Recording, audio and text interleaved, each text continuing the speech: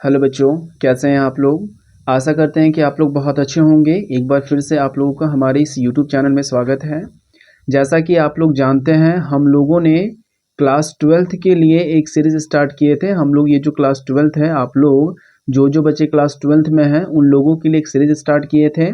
और इस सीरीज़ में हम लोग क्लास 12 के हर एक सब्जेक्ट का सब्जेक्टिव और ऑब्जेक्टिव उन सभी चीज़ों की तैयारी हमारे इसी चैनल के माध्यम से करवाई जा रही है। अगर आप लोग कंटिन्यू होंगे तो आप लोग को मालूम होगा, हम लोगों ने इससे पहले सीरीज़ में, यानी कि इसका पहला सीरीज़ का जो पहला सेक्शन था इस सीरीज़ का, उसमें हम लोगों ने पॉलिटिकल साइंस का ऑब्जेक्टिव सवाल क्लियर कर लिया था। सब्जेक्टिव मॉर्निंग टाइम पे अपलोड हो रहा था और ठीक उसी तरह से हिस्ट्री का जो ऑब्जेक्टिव क्वेश्चन है उसे भी कंप्लीट करवा दिए थे।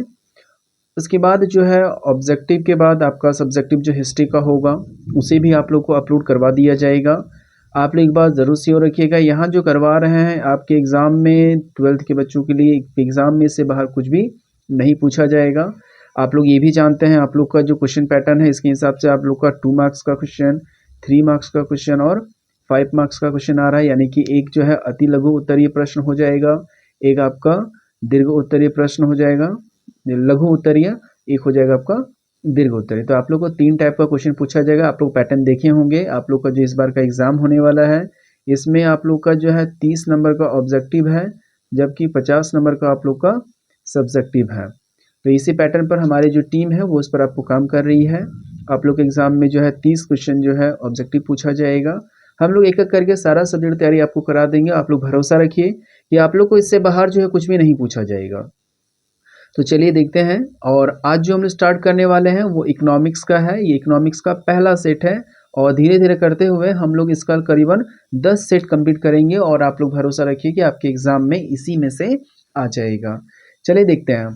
तो जैसा आप लोग ये जानते हैं, हमारे चैनल का नाम क्या है, SR Academy 2M, ये हमारे चैनल का नाम है। आप लोग इसको सब्सक्राइब कर लीजिएगा। अगर कोई नए बच्चे हैं जो पहली बार हमारे चैनल पर विजिट किए होंगे तो आप लोग इसका जो है सब्सक्राइब कर लीजिएगा। अगर वीडियो पसंद आता है तो आप लोग अपने दोस्तों को भी शेयर कर दीजिएगा कि एक ही चैनल पे आप लोग के बेस्ट फॉर्मेट की तैयारी करवाई जाएगी। जो क्लास 8 से लेकर 12 तक के जितने भी स्टूडेंट हैं उन सभी के लिए हमारे चैनल पर तैयारी कराई जाएगी।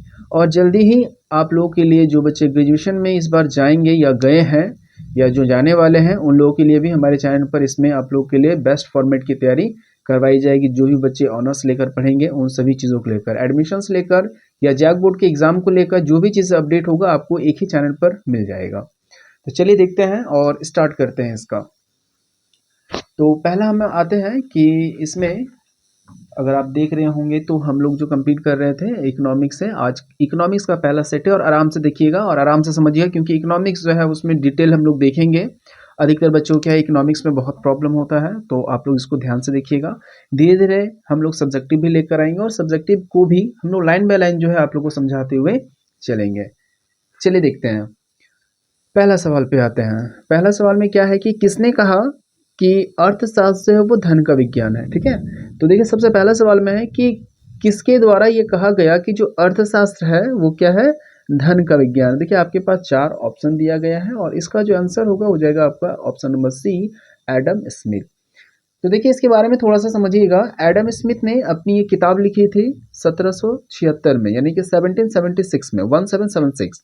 कब, देखिए वह 1700 यानी कि 1776 में, 1776 में एक किताब लिखी थी और किताब में उन्होंने बताया कि जो अर्थशास्त्र है वो धन का विज्ञान है। उस किताब का नाम था an inquiry into the natural and the course of the wealth of nation.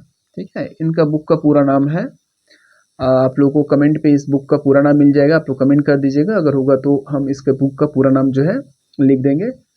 चलिए आगे आते हैं। वापस इनके बुक का नाम लिख लीजिएगा, an inquiry into the nature and the course of the wealth of nation.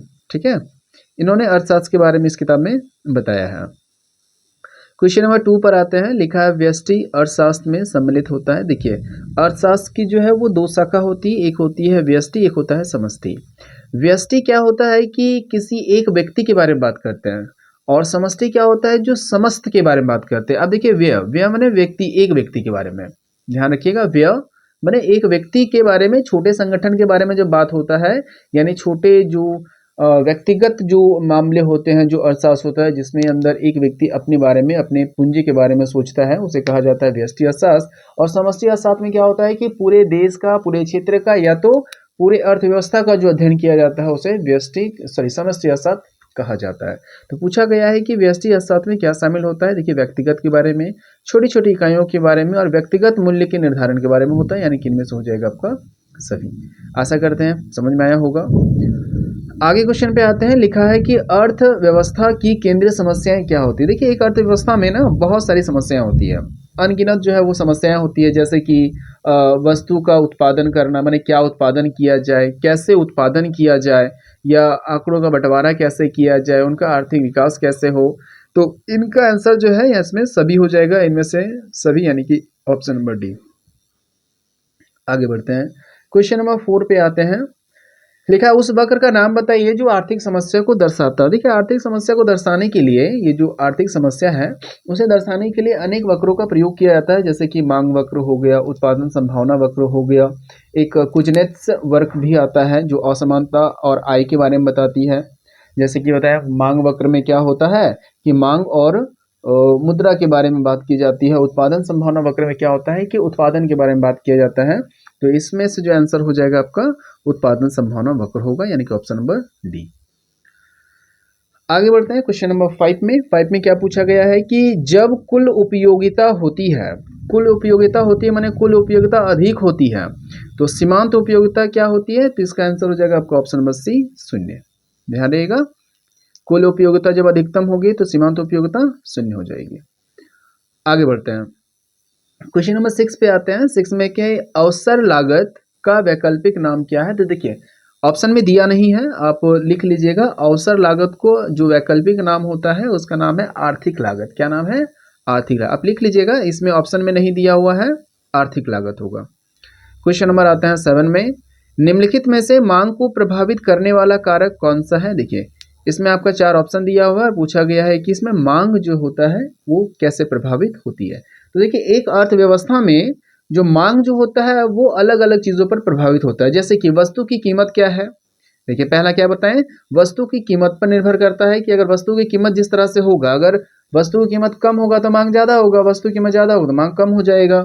दूसरा है कि उपभोक्ता की आय, यानी कि जो व्यक्ति खरीदने जाते हैं, जो ग्राहक होते हैं, उसके आय पर निर्भर करता है कि वस्तु की मांग क्या होने वाली है। साथ ही साथ जनसंख्या पर निर्भर करती है। अगर किसी क्षेत्र में जनसंख्या ज़्यादा होगा तो जाहिर सी बात है उसकी मांग कम हो जाएगी, क्योंकि वस्तु कम हो जाएगा, मूल्य ज़्यादा बढ़ जाएगा।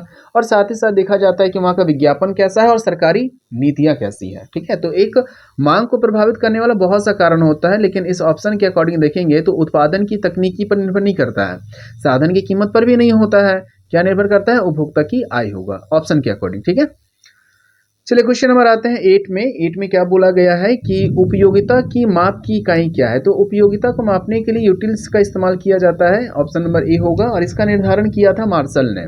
ठीक है, किनके द्वारा किया गया था? जॉन मार्शल, यानी मार्शल के द्वारा। ध्यान रहना चाहिए। क्वेश्चन नंबर 9 पर आते हैं। 9 में क्या पूछा गया है कि बजट की ढाल कैसी होती है। आप इसे रट लीजिएगा क्योंकि ये सवाल जो अधिकतर बार पूछा गया है। बजट की ढाल कैसी होती है? ऋणात्मक होती है, ऑप्शन नंबर सी। आगे बढ़ते हैं क्वेश्चन नंबर 10 पे। देखिए, 10 पे क्या पूछा गया है। 10 में है कि किस प्रकार की वस्तु की मांग उसकी कीमत में वृद्धि से बढ़ती है।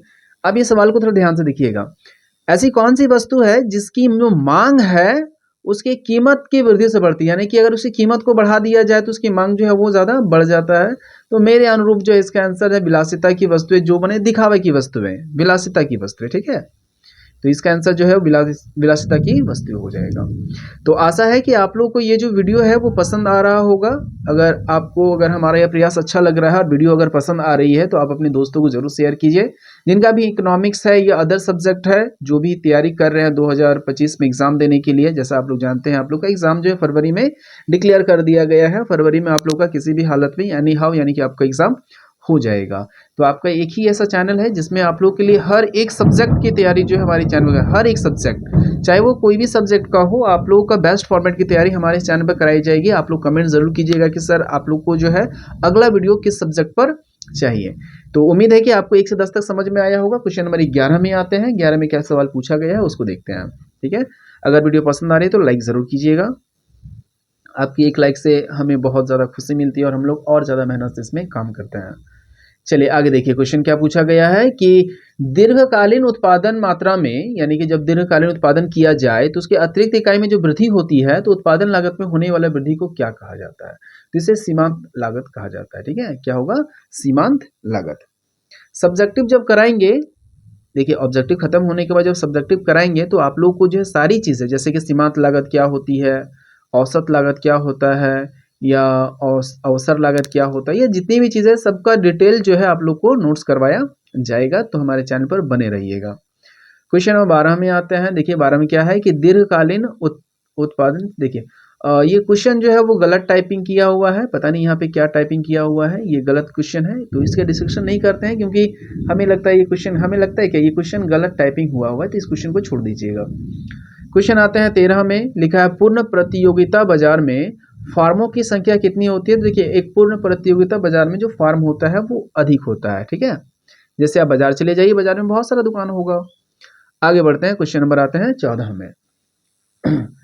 13 तक हो गया, क्वेश्चन नंबर आते हैं 14 में। चलिए 14 स्टार्ट करने से पहले आप लोग को कुछ चीज़ें बताएंगे कि अगर आप लोग हमारे चैनल पर कंटिन्यू अगर हैं, जैसे कि इससे पहले हम लोगों ने हिस्ट्री कंप्लीट किया और साथ ही साथ पॉलिटिकल भी कंप्लीट किए हैं, तो आप लोग हमारे चैनल पर बने होंगे तो हर एक सेट पे आप लोग के लिए एक सवाल जो है हम होमवर्क छोड़ रहे थे, जिसका आंसर आपको कमेंट करना पड़ता है।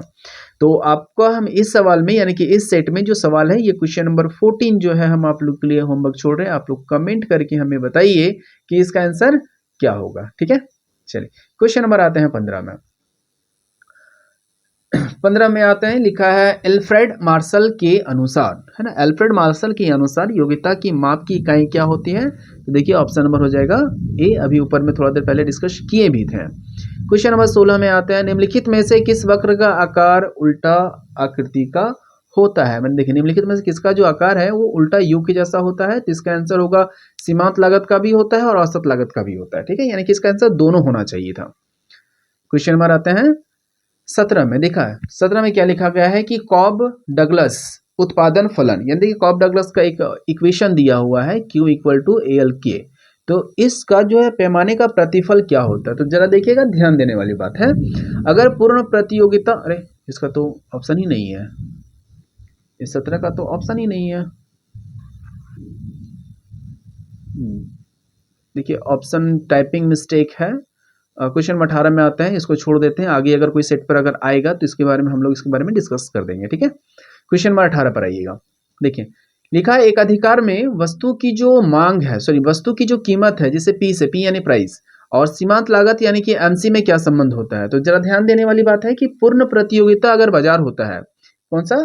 पूर्ण प्रतियोगिता बाजार में P इक्वल टू MC होता है। देखिए ये पूर्ण प्रतियोगिता अगर रहेगा तो P इक्वल टू MC, और अगर एकाधिकार बाजार होगा तो P is a greater than MC।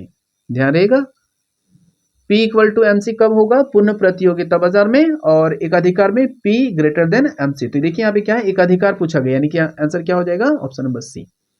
आगे बढ़ते हैं क्वेश्चन नंबर 19 में, यदि किसी वस्तु की मांग वक्र जो है वो देखिए Q equal to 10P minus 5P है, Q equal to 10P minus 5P है, और इसमें कीमत कितना दिया है? 2 रुपया दिया है, तो मांग पूछ रहा है। तो आप यहाँ पे साफ शब्दों में क्या करो, Q का Q रहने दो, 10 माइनस 5P यानी P का वैल्यू आप 2 बैठा देना, तो 10 इक्वल टू 5 गुना 2 यानी कि 10, 10 में से 10 गया तो 0, यानी Q का वैल्यू कितना हो जाएगा? 0, यानी मांग क्या हो जाएगा? 0। चलिए क्वेश्चन नंबर आते हैं 20, और आइए आज का अंतिम सवाल है। इजी है, ध्यान दीजिएगा। एक उत्पादन जो है 10 खिलौने का, माने एक उत्पादक है 10 खिलौने को बाजार में बेचने के लिए जाता है। क्या करने जाता है? देखिएगा, एक 10 खिलौना है जिसको बाजार में बेचने के लिए जाता है, 10 खिलौनों को बाजार में 5 रुपए के हिसाब से बेचता है। कितने के? 5 के हिसाब से। तो बताए उसकी कुल संपत्ति कितना? यहाँ पे संपत्ति होगा, ठीक है, संप्राप्ति नहीं, संपत्ति।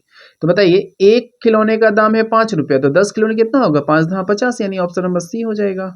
ठीक है, तो ये आप लोग का इकोनॉमिक्स का पहला सेट है जो ऑब्जेक्टिव में क्लियर करवाए हैं। देखिए इसमें जितना सवाल कराएंगे वो आपके प्रीवियस ईयर का भी क्वेश्चन है और आने वाले टाइम के लिए तो इंपॉर्टेंट है ही, तो आप लोग जरूर एक बार देख लीजिएगा।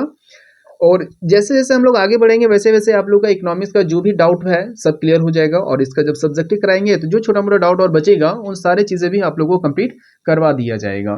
तो हम उम्मीद करते हैं कि आप लोग को हमारा यह प्रयास और जो मेहनत है, हमारी टीम का जो मेहनत है, आप लोग को पसंद आ रहा होगा।